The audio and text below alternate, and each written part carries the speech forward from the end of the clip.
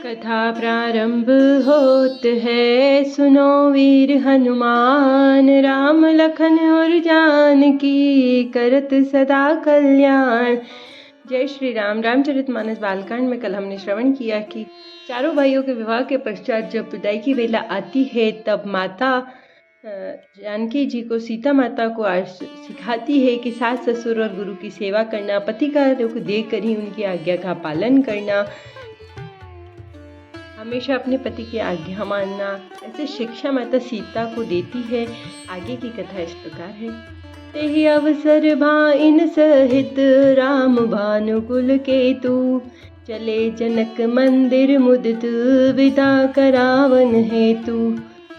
उसी समय सूर्यवंश के पताका स्वरूप श्री रामचंद्र जी भाइयों सहित वे प्रसन्न होकर विदा कराने के लिए जनक जी के महल को चले। चारियु भाई सुभाए सुहाए, नगर नारी नर देखन धाये। ओ कह चलन चहत हहि आजू, कीन विदेह विदा कर साजू।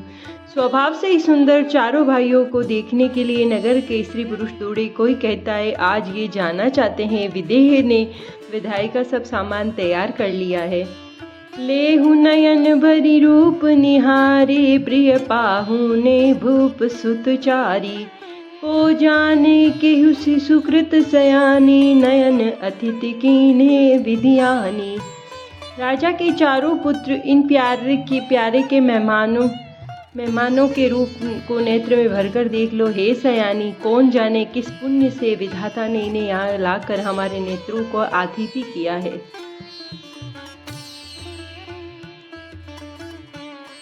मरणशीलु जिमि पाव पीयूषा, सुर तरु लहे जन्म कर भूखा।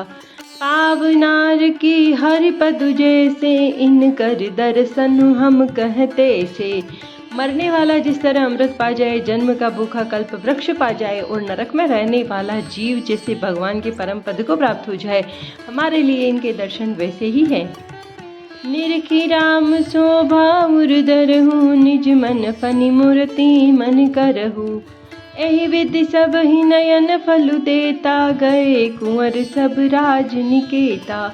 श्री रामचंद्र जी की शोभा को निरख कर हृदय में धर लो, अपने मन को सांप और इनकी मूर्ति को मणि बना लो। इस प्रकार सबको नेत्रों का फल देते हुए सब राजकुमार महल में गए। रूप सिंधु सब बंधु लखी, हर्षि उठार निवासु। करहि निछावरी आरती, महामुदित मन सासु। अर्थात रूप के समुद्र सब भाइयों को देखकर सारा रनिवास हर्षित हो गया। सासुएं महान प्रसन्न मन से निछावर कर आरती करती है। देखी राम छवि अति अनुरागी, प्रेम विवश पुनि पद लागी। देखिन लाज प्रीति उरचाई, सहज स्नेहु बरनी किमि जाई। श्री रामचंद्र जी की छवि को देखकर वे प्रेम में अत्यंत मग्न हो गई और प्रेम के वश होकर बार बार चरणों लगी। इस हृदय में प्रीति छा गई, इससे लज्जा नहीं रह गई। उनके स्वाभाविक स्नेह का वर्णन किस तरह किया जा सकता है। बाइन सहित उबटी अनवाए, छरस असन अति हेतु जेवाए। बोले राम सुअवसरु जानी, सील स्नेह सकुच मय बानी। उन्होंने भाइयों सहित श्री रामचंद्र जी को उपसन करके स्नान कराया और बड़े प्रेम से शतरस भोजन कराया। सुअवसर जानकर श्री रामचंद्र जी की शील स्नेह और संकोच भरी वाणी से बोले।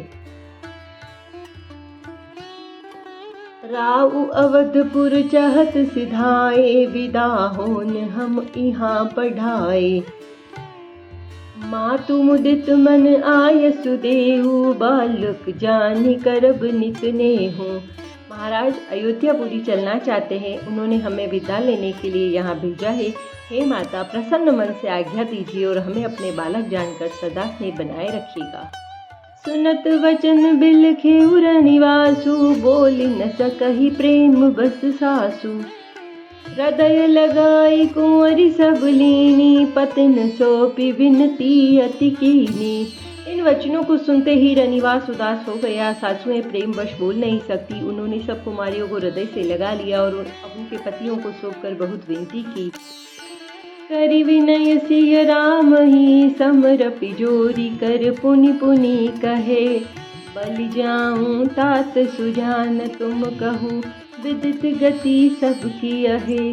परिवार पुरजन मोहि राजहि प्राण प्रिय सिय जानिबी, तुलसी शीस सिलु सनेहु लखि निज किंकरी करि मानिबी।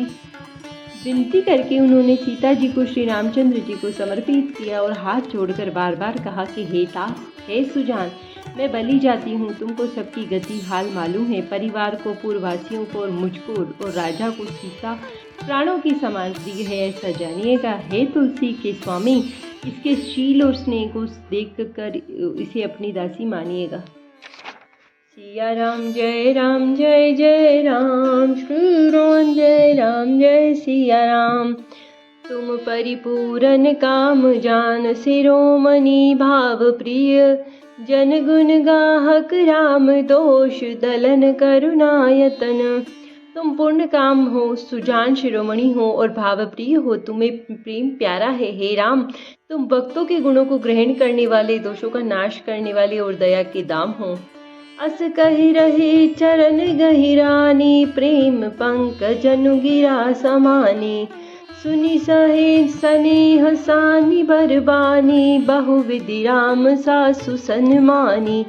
ऐसा कहकर रानी के चरणों को पकड़कर चुप रह गई, मानो उनकी वाणी प्रेम रूपी दलदल में समा गई हो। स्नेह से सनी हुई श्रेष्ठ वाणी सुनकर श्री रामचंद्र जी ने सास का बहुत प्रकार से सम्मान किया।